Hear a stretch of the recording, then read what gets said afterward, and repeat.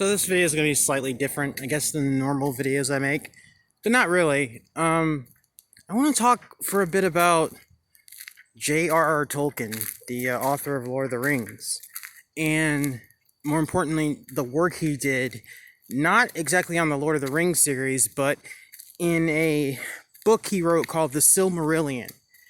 And if you're not aware of this book, I mean, it is really interesting. Like, I think that there are some serious, there's some serious truths in that book that, not a lot of people talk about.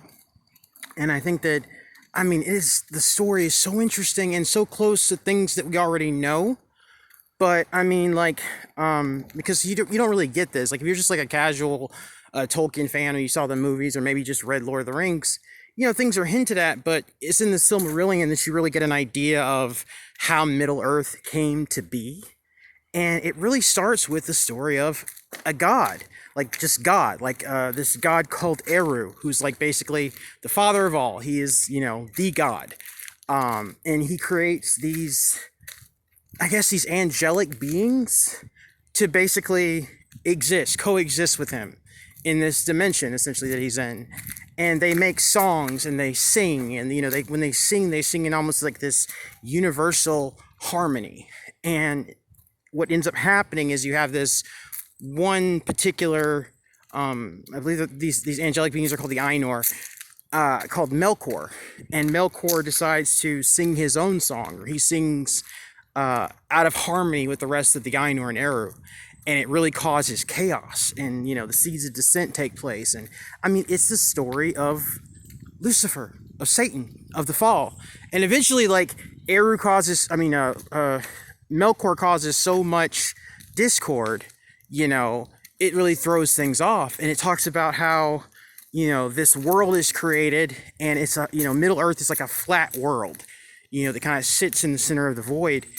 And there were beings that kind of came down to oversee things as far as the progression of Middle Earth. And they were kind of like emissaries, envoys of Eru. And then you had Melkor, who basically he wanted to rule everything.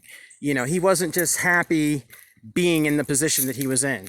And he kind of had this fall to Middle Earth, and he started taking things over. And it happened in a series of kind of long events. It talks about the creation of not just man, but like the elves, of the dwarves. You know what I'm saying? Like, there's so many different beings that are represented in Middle Earth and in these stories, and it tells you how they came about, how they were created. You know what I'm saying? Like, it's so interesting, and I don't know why I've been thinking a lot about it lately. And basically, yeah, so, with you get to the Lord of the Rings, and you've got Sauron, who's like the protege of Melkor, who Melkor actually he takes the name Morgoth when he when he comes to Earth and starts, he becomes the first Dark Lord. And it's essentially like, this is Lucifer, and he's causing all this ruckus. It talks about like these beings that Morgoth creates, these orcs and these Balrogs, these dark, twisted beings that are, these distorted mimicries of what the one true creator was able to make, because Morgoth couldn't create like Eru could create. He just like all the like everything else that we know about the story of the fall, and the fallen angels, of the archons, of whether it's Christianity, the Gnostics, all this is in a way is telling the same story. And you have these dark forces. They can't create, they can't make anything new, but they kind of just twist and distort.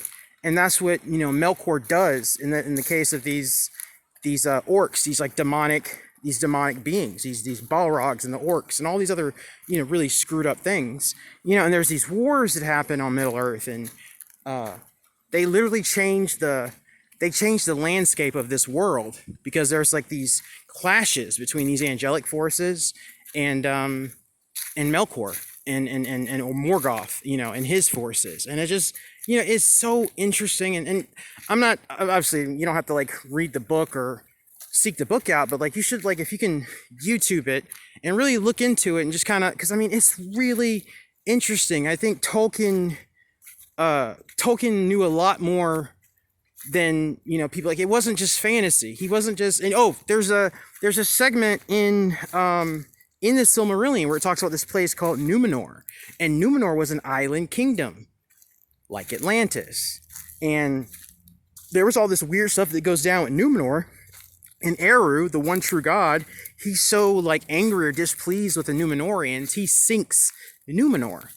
And so you have these displaced Numenorians, basically Atlanteans, it's Atlantis, you know what I'm saying, that kind of go out through Middle Earth. I mean, it's so much really cool material that just makes you like, you know, it kind of confirms a lot of what you already know, what you've already read, but it's just like, yeah, this wasn't just some fantasy stuff that Tolkien was cooking up, you know. I'm not going to get into him, but the other person, but C.S. Lewis is another one like that too. Like when you get into some of the works of C.S. Lewis, and not necessarily The Lion, the Witch, and the Wardrobe, but like there's a series of books called the Space Trilogy. There's 3 of them. I can't remember the first. One's called Paralandria. I can't remember the name of the second one, and the third one is called That Hideous Strength.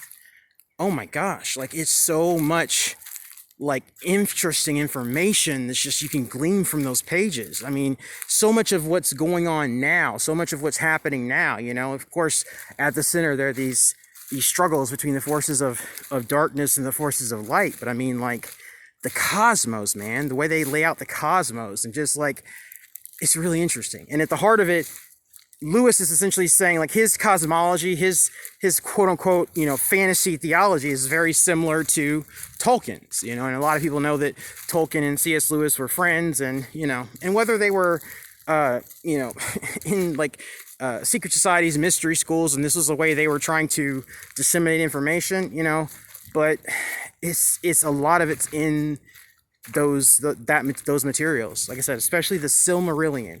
Like, you know, check out the Silmarillion, and you find out too that, like, you know, you have like these classes of angels, right? And then you have like this lower class of angels called the Maiar, and the Maiar are essentially, they become the wizards that you know in, you know, in the Lord of the Rings story. You know, Gandalf is one of these Maiar, who's essentially like, he's a lesser angel, and he's sent to Middle Earth to basically help. Like, they can't interfere directly, but he's there to, you know, help and to get things on the right ball. You know, that's why if you saw the movies, you know, he dies and then he gets resurrected and he's sent back and he takes up the mantle of Gandalf the White, you know, to set things right. But anyway, Silmarillion, check it out, man. Check it out. Anyway, random thought of the day. Take it easy, folks. Bye.